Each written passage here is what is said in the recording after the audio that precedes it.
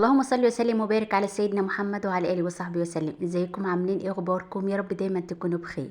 عاملين ايه؟ طمنين عليكم، وحشني من اخر فيديو نزلته. حبايبي ربنا يا رب يخليكم ليا وما تحرم منكم ابدا.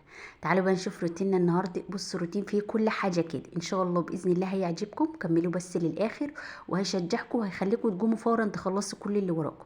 عايزه اقول لكم ما تكسلوش تقوموا، يعني اول ولاد ما يمشوا يروحوا المدرسه كده عندك بقى اوضه عايزه تروجيها، عندك المطبخ مكركب عايزه تروجيه، شويه مواعين من بالليل، هتطبخي بقى تقومي على طول. حتى لو انت مروجه الشقه من بالليل والدنيا زي الفل، قومي على طول على المطبخ، اعملي اكله حلوه كده. اعملي مثلا طبق رز بلبن، اعملي زي انا هعمل معاكم دلوقتي.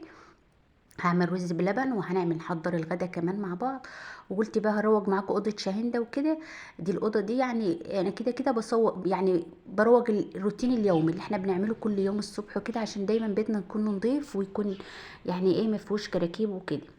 طبعا زي ما بنقوله كل دايما لما تكون ايدك في الحاجه بتفضل نظيفه وكده.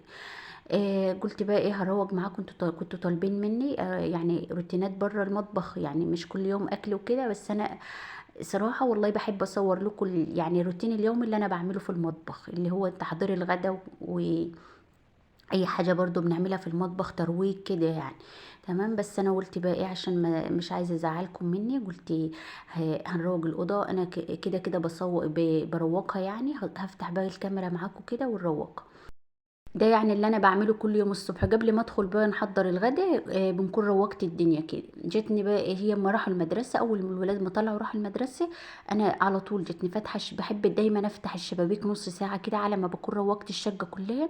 بيكونش بقى الجو ايه جلب هوا كده، ساعات بيكون في نسمه هوا كده بحالة تراب. لا الصبح بدري بحب افتحها يعني. في الشتاء بقى على ايه اول الشمس ما تطلع كده نفتح الشبابيك، بتدخل لي في الصاله. الشمس بتدخل في الصالة. أوضة الولاد بتدخل على السراير كده الشمس يعني. بفتحها بقى كل يوم زي ساعة، بس ساعة نص ساعة. طالما أنا بفتح الشبابيك كل يوم بفتحها زي نص ساعة كده. على بقى ما نروج الأوضة ونخلصها خالص ونكنسها كمان بالمكنسة الكهرباء، بنيجي مقفلة بقى على طول ورايا يعني. تمام. وممكن المغرب كده نفتحها تاني زي ساعة كده، أو مثلا لو احنا في الصيف وكده بنفتح الشباك لحد ما ننام كده يعني. تمام. مسكتها بقى ايه هنروقها. وبصوا اي عفرة بقى اي حاجة كده تمسحيها. هي بصراحة اوضة بسيطة خالص يعني. انا لسه ايه بفكر ان انا هعمل لها اوضة، يعني عايزة اعمل لها اوضة ومكتب. اوضة بمكتب كده بالدولاب بتاعها بالسراحة. ان شاء الله بقالي فترة بقول يعني، بس لسه ربنا مرادش. هعمل لها الاوضة على طول يعني. هي الحاجة اللي في دماغي صراحة، لان هي بتبقى قاعدة على السرير وكده بتذاكر. بتبقى موطية يعني. لسه جايه بقى ماما ظهري بيوجعني من عايزة مكتب يعني. المكتب هي عندها الكرسي وكل حاجة، بس هي عايزة مكتب. بص الكرسي هي حاطاه على الترابيزة دي، بس صراحة الترابيزة ما بتعرفش تذاكر فيها قد كده. قلت بقى ايه هنعمل لها مكتب يعني مع زي الاوضه كده، بسراحه بدولاب. انا عندي ولادي ما عندهمش دولاب يعني، بحط لهم الهدوم بتاعتهم في دولاب اوضه النوم بتاعتي. بس صراحه كنت عامله لهم اوضه السريرين كده قبل كده يعني، السرير بتاعتهم. بس ما عملتش دولاب مع الاوضه اصلا صغيره. قلت بقى ايه هنعمل الاوضه اللي فيها السريرين بتاعت الولاد يعني. هنقولها مكان الاوضه اللي انا بنضفها دي، والاوضه اللي هي التانية هنعمل لها اوضه لشاهندة يعني، فيها دولاب بسريرها بالسراحه كده. لان الاوضه دي صغيره عن الاوضه اللي انا بنضفها دي. الاوضه اللي ديت واسعه يعني تاخد السريرين وهي مرتاحه. وعايزه كمان اعمل لهم للصبيان مكتب وكده. قلت بس لما اعمل لها الاوضه الاول، علشان هي عايزه المكتب لانها بتذاكر، والقعده بقى على الطبليه وكده بتتعب لها ظهرها. قلت بس ان شاء الله يعني مش معدي السنه ان شاء الله، وهعمل الاوضه، هعمل لها الاوضه يعني. اللهم صل وسلم وبارك على سيدنا محمد وعلى اله وصحبه وسلم. عشان هي اصلا يعني بقول لها ان انا ننقل سرير، بس كنت هننقل سرير من اوضه الولاد وكده. اعمل سرير هنا في الاوضه دي وسرير في الاوضه التانية، لان عندي السرير يعني كبار مش صغيرين. بس قلت مش مستاهله بقى، انا كده كده هعمل اوضه يعني على بعضها وخلاص. تمام. انا بقى مسكنا الكتب الطبليه والمكتب روجناه وهنمسك كمان اللهم صل على النبي. السرير انا كنت لسه فرشاه يعني، فرشت لها دفاه، لان هي ساعات بتسيب الشباك مفتوح بالليل الجو بيرطب وكده، وبتشغل المروحه يعني. كل يوم بتشغل المروحه رغم ان الجو رطب يعني. قلت بقى هنفرش دفايه كده على المرتبه. ومسكت زي ما شفتوا الشباك مسكناه روجناه كده، وهنمسك بقى الاوضه نكنسها بالمكنسه الكهرباء. ده كل يوم بقى ايه، ان انا بمسك كل يوم كده ترويج يعني، وتكون معاكي فوطه كده نظيفه بشويه خل، اي ترابه يعني. بصوا لو تنضفي كل يوم هتحسي برضو بتراب. والله العظيم انا كنت بروج، وكنت بص انا كل ما اوطي كده بحس اني قمت الصبح كده راسي مصدق، مش عارفه عندي صداع كده، ما كنتش طايقه. خدت فطرت كده، وخدت حبايه حبوب للصداع، وكنت بصوا ساندة راسي كده بالطرحه، وما كنتش قادره اصلا، لان عندي الجيوب الانفيه لما بتتعبني وكده بحس ان راسي بعينيا بمناخيري بكله كده تعبني. وخدت، ما كنتش بقى خدت حبايه الحبوب الحساسيه بالليل. جتني واخداها الصبح، وقلت مش مشكله لو نمت يعني، هي ساعات بتنيم يعني بتهدي الواحد كده. جاتني بقى قلت لازم ان انا بصوا لو تعبانه وفيها تعب الدنيا لازم، ما بحبش اسيب الحاجه كده. ممكن اريح كل شويه، ممكن عارف بنيجي على نفس الواحد يعني، فعلا والله الواحد بيجي على نفسه. بس انا كده ما احبش الدنيا تكون مكركبه جنب مني. بص، على قد ما نقدر بعمل، وبعد كده بنيجي مريحه. بس اللي اهم حاجه لما اريح يكون كل بيتي كله نظيف والدنيا نظيفه وحلوه. لو مش هعمل اكل، مش شرط اكل، ممكن الولاد يقضوها سندوتشات.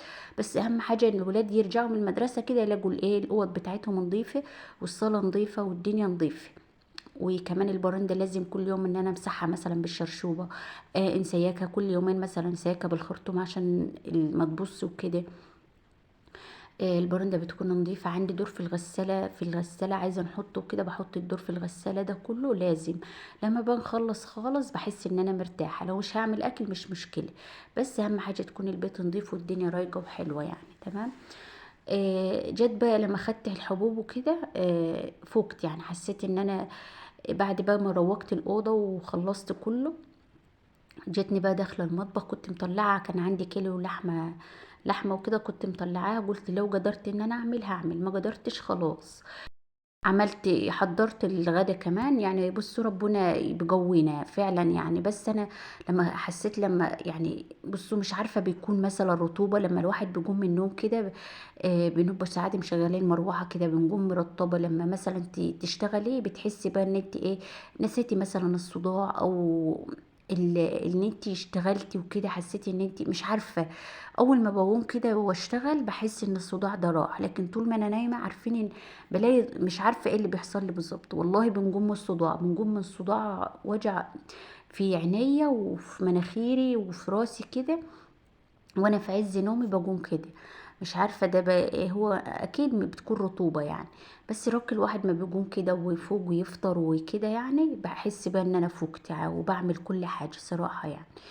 إيه، قلت كنت بنضف الأوضة، بس خليتها زي الفل. وهنا كانت الشمس طلعت، وكانت يعني، يا بص الشمس كانت في الأوضة غابت شوية يعني. أنا ما قفلتش الشبابيك على طول يعني، الشباك على طول يعني، سبتها لما زي ساعة كده، ساعة ونص. وبعد كده جتني بقى مقفلة الأوضة وخلاص. وكنستها كمان بالمكنسة الكهرباء روقتها. بصي كل يوم لو تعملي كده والله ما خدت حاجة يعني. ما بص أنا خلصت كانت الساعة، كنت ده بتهيألي كانت 7:15. كانت الساعة 8، خلصت الساعة 8 أو كده. بس أنا كنت بعمل على مهلي يعني، ما كنتش إيه سريعة. لو سريعة هنخلصها مش واخدة 5 دقايق، لأن أنا ما فرشتش ملاية ولا عملت حاجة. أنا روقت بس على الماشي كده، وكنست بالمكنسة. بس انا صراحه غبت شويه على بقى ايه، ما كان الواحد راسه فاجت وكده. كنت بعمل على جد يعني، كنت بعمل بالراحه وكده. إيه، هنا بقى خليتها زي الفل كده. بصوا كل يوم الا الواحد اول الولاد ما يروحوا المدرسه دايما اوضتهم بنضفها كده يعني. بيرجعوا بقى يلاقوا الاوضه نظيفه والدنيا حلوه كده، بتحسي بهدوء. اللي عايز بقى يذاكر، اللي عايز مثلا يعني ايه، بتبقى حاجه راحه بال كده، بترتاحي صراحه لما تلاقي الحاجه نظيفه. تمام. هنا بقى خلصت الاوضه، لان اول حاجه انا كنت دخلت عليها هي الاوضه يعني. قلت اخلصها الاول قبل ما اطلع كمان عند الطيور. ما كنتش طلعت كمان ولا عملت حاجه. قلت لا، انا هخلص الاوضه صراحه، لاني على يعني ما حبيتش ان انا اطلع في الرطوبه. انا بطلع بدري صراحه، مش هكدب عليكم يعني. لما اول الولاد ما يمشوا كده بنيجي طالعه، نقول نخلص اللي ورايا بره الاول، وبعد كده نخش ايه براحتي بقى في الشقه وكده. قلت لا انا هروج الاوضه وبعد كده نبقى نطلع علشان الجو بيكون برضو مرطب الصبح كده. قلت لا لما يكون الصداع راح خالص كده نبقى بقى نطلع ايه، نبص على الطير وكده ونخلص يعني. وكان عندي دور في الغساله شلته حطيته في الصاله وجيتني حاطه الدور ده معاكم كده وخلاص بقى. هندخل بقى هنروح نحط للطير ونحلب وكده وايه، وندخل بقى ايه نعمل معاكم الرز بلبن. وهنعمل اللهم صل على النبي، وهنحضر بقى الغدا. تمام. يا رب الروتين يكون عجبكم، ولو وصلتوا معايا لحد كده حبايبي ما تنسوش تحطوا اللايك، ما تنسوش تشتركوا. والفيديوهات اللي فاتت اللي ما شافهاش يروح يشوفها، لان الفيديو والله العظيم كان تحفة عسل الفيديو اللي فات. وفي حاجات حلوة كمان. بس المشاهدات نازلة عليه خالص مش عارفة صراحة. وبصوا كل يوم آه بقول مثلا بكرة الفيديو ده هي، بس يلا الحمد لله، ما اللهم لا اعتراض، بس الحمد لله على كل شيء. آه بس صراحة يعني الواحد، بصوا مش هكدب عليكم، انا بزعل لما بلاقيش لايكات على الفيديو، بزعل لما الاقي المشاهدات مفيش مشاهدات قد كده برضو. والفيديو كان زي العسل والله. قلت بقى ايه يلا مش مشكلة بقى كله يعني ايه، ربنا بعوضني في حاجة تانية يعني. هو الواحد بيتعب على القناة وكده وبيتعب على كل حاجة، بس يعني بعوضك في حاجة تانية يعني. تمام. ويلا الحمد لله وان شاء الله خير يعني، خير ان شاء الله. هنا بقى تعالوا نعمل شوية رز بلبن. كنت ده زي رتل من اللبن كده. بصوا انا مش عارفه مالي، مش عارفه. بص انا عايزه انزل لكم كل يوم فيديو، لاني صراحه والله لا لما مثلا بس يوم او كده. النهارده ما نزلتش الفيديو ده، كنت همنتجه لكم البارح اصلا، بس انا ايه، كانت الكهرباء زي ما قلت لكم بتغيب فتره كده، مش عارفه هما بيعملوا في اكيد تصليحات. انا لحد الساعه 4 ما كانتش الكهرباء جت، كنت لسه بقى هنمنتج الفيديو وننزله وده كله. ما كانش هينهض ينزل لكم في ميعاده يعني، كان ممكن نزل على الساعه 10 بالليل كده، بس انا صراحه ما حبيتش بقى ان انا انزله كده يعني. قلت هخليه لكم بكره وخلاص. عايزه بقى انزل لكم كل يوم فيديو علشان ايه، لما بغيب مثلا يوم او يومين ما بنبقاش عارفه نتكلم، بحس ان انا متلخبطه كده. تعالوا بقى نشوف هنعمل ايه. عملنا الرز بلبن ازاي يعني. بصوا حطيت بقى الحليب، وبعد كده ايه في كوبايه حطيت برضو شويه مكان الحليب اللي انا كنت حطاه، حطيت شويه حليب ميه بحليب. وبعد كده هندوب فيها بقى معلقتين كبيره من اللي هو الكاستر ده كريمه اسمها كريمه او كاستر يعني، مش نشا. تمام. ما بحطش نشا على الكريمه خالص يعني. الكريمه بعمل الرز بلبن بنشا. بعمل مثلا القشطة اللي هي اللي بنحشي بيها الكنافة وكده، بعملها برضو بالنشا. لكن دي اسمها كريمة كده، بعملها باللي هو الكاستر الأصفر ده، اللي هو بريحة بطعم الفانيليا. تمام. دوبتي بقى معلقتين، نزلت. بص تعملي ريتل، تعملي اي لتر ونص اللي انت حابه تعمليه. انا بدوب كميه الكاستر كده، وبعد كده بنزل على الحليب. لو مثلا طلع جلبته كده وطلع يعني مش تقيل، بص انا عايزه القوام يكون تقيل يعني حلو كده علشان يمسك وما يكونش طري.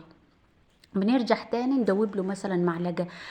لو عايز كمان بعمل له يعني. بصي وايدك على طول دايما بالمضرب اللي هو العادي اليدوي ده، على طول بايدك كده. بص ما بياخدش بقى معاكي دقيقه، ما بيعملش اي حاجه. مش شرط مثلا ايه ده كوبايه حليب هنحط عليها مثلا ربع معلقه كاستر او كده، لا. اعملي يعني مش بالبركه، هو كده يعني. لو لقيت القوام مش تقيل كده مش عاجبك يعني، عايزه القوام يكون اتقل من الكيكه كده يعني. تمام. بصوا هوريهولكوا دلوقتي. لو بقى ما بقاش كده وكان رهيف عن كده، هتيجي ماسكه مدوبه برضو شويه ايه كاستر كده في كوبايه. بس اهم حاجه اللي انت هتدوبي فيها الميه اللي هتدوبي فيها او اللبن يكون بارد ما يكونش سخن.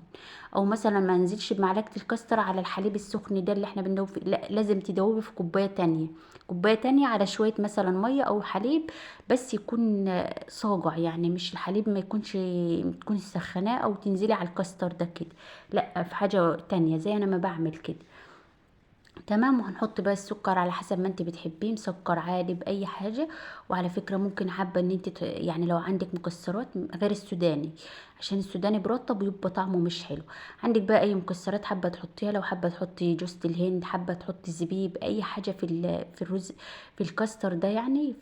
حطي عادي. ما بصي لان انا عندي ولادي ما بحبوش الزبيب والحاجات دي، مش هحط لهم. ما بحبوا السوداني. بصوا السوداني ده انا كنت مقشراه، هنعمل بقى نصه كده نعمله في الفرن. بصوا هنمسك الباقي اللي انا مقشراه ده احطه في كيس في التلاجة.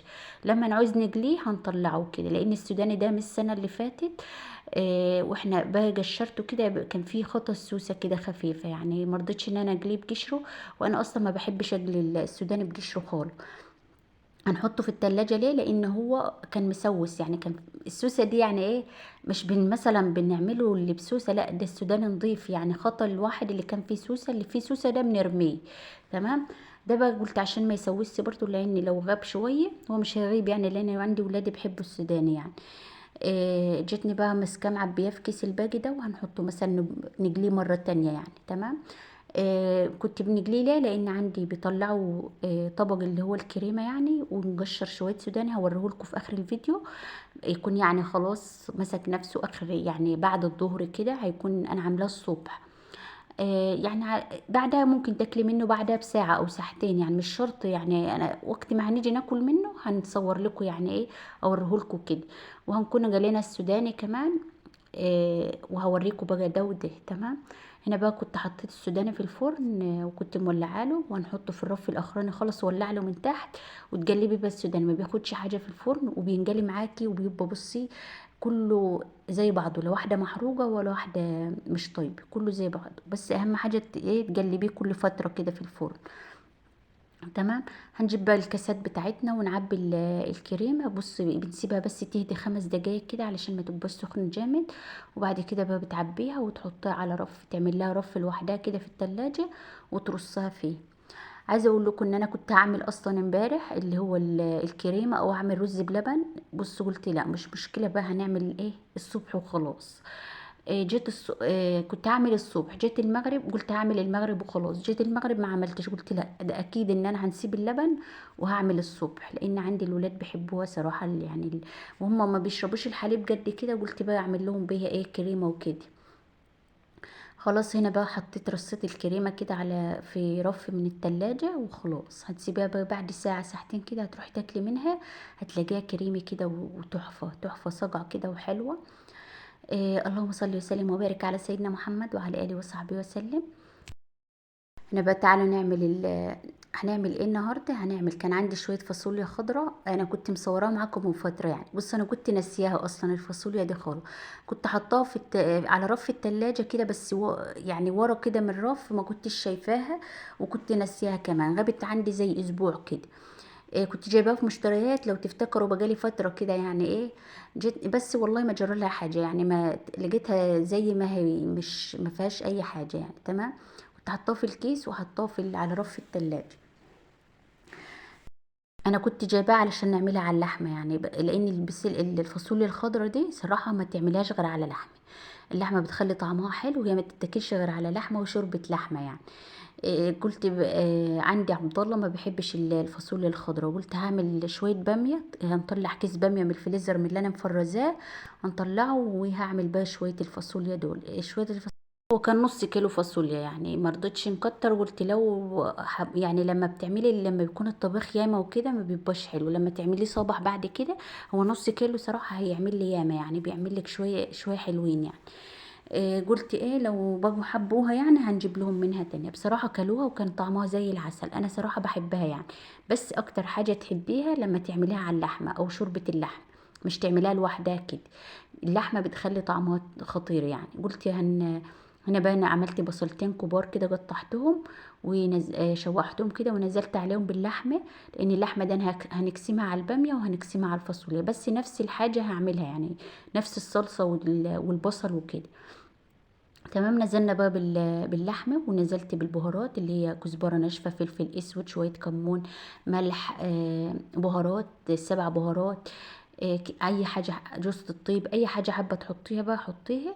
وهنا بقى كان خلاص نزلنا بالصلصة بالطماطم عليها، وهنسيبها بقى لحد اللحمة ما تطيب خالص يعني، عايزة اللحمة بس تكون يعني ناقصة ربع سوا كده.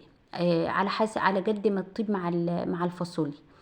اللي صراحة انا طيبتها يعني، كانت ناقصة شوية، طفيت عليها علشان الفاصوليا برضو بتاخد اطياب، بس انا ما عملتش ما خد يعني الباميه برضو ما بتاخدش طياب زي الفاصوليا، بس انا طفيت على اللحمه، قلت هطيب مع اللحمه طابت مع الفاصوليا وكانت زي العسل.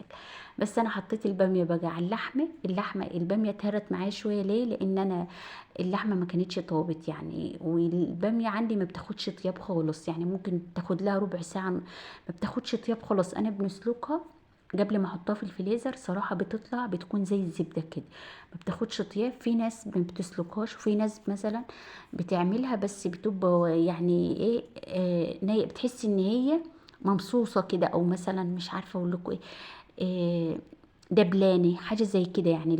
الباميه يعني لما بتسلقوهاش، انا بخليها تغلي غلوه كده يعني في الميه. تمام. بتطلعي بقى بتطيبيها، بتكون طريه كده وخضره وطعمها زي العسل. هنمسك بقى البسله كلها كده.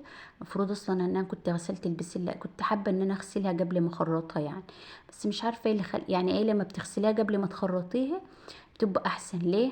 لان لما بتخرطيها كده وتيجي تغسليها ساعات بقى بتلاقي البذره ذات الفاصوليايه اللي هي جوه البذره اللي هي جوه يعني الفاصوليا ذات، مش عارفه اقول لكم ايه والله. بس هي اللي دي كانت بتطلع يعني تطلع في الميه وانا بغسلها. يعني ايه، نغسلها قبل ما نعملها.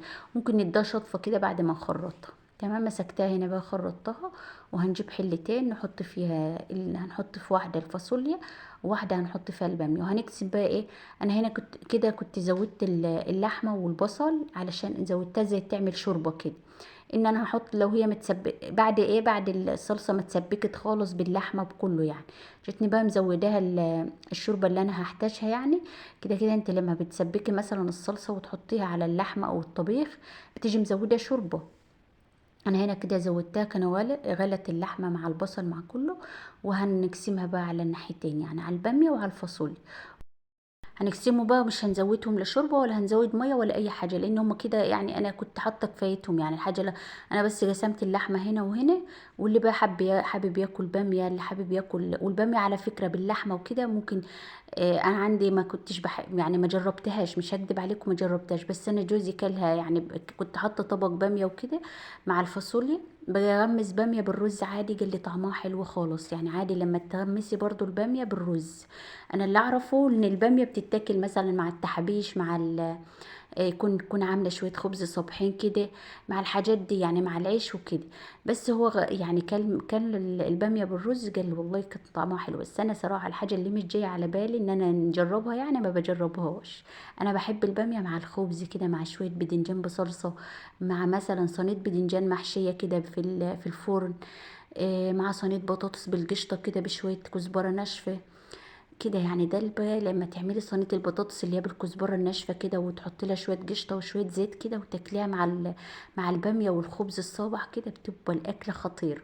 هنا بقى كنت سخنت الرز، طلعته سخنته، وكانت خلاص الفاصوليا طابت. بس هي الباميه اللي اتهرت معايا شويه كده يعني، ما كان انا بحبها تكون سليمه، ما بحبهاش تكون مهريه جامد. بس كده كده بسخنها تاني يوم، الولاد بيحبوها اكتر من اول يوم.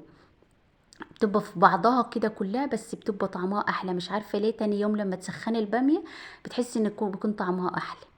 تمام. هنا بقى خلاص هنغرف الاكل ونكون وصلنا لنهايه الفيديو. يا رب الفيديو يكون عجبكم، وكون ضيف خفيفه كده على قلبكم حبايبي. بتمنى تنوروني وتشرفوني لو عجبكم قناتي. وبتمنى ما تنسوش تحطوا اللايك، واللي ما شافش الفيديو اللي فات يروح يشوفه، لان بجد هيعجبكم وهيشجعكم كمان. يا رب اكون بفيدكم ولو بمعلومة صغيرة، وكمان اكون بشجعكم على شغل بيتكم. ربنا يا رب ما يحرمنا من بعض ابدا. يلا اشوفكم في فيديو جديد في رعاية الله.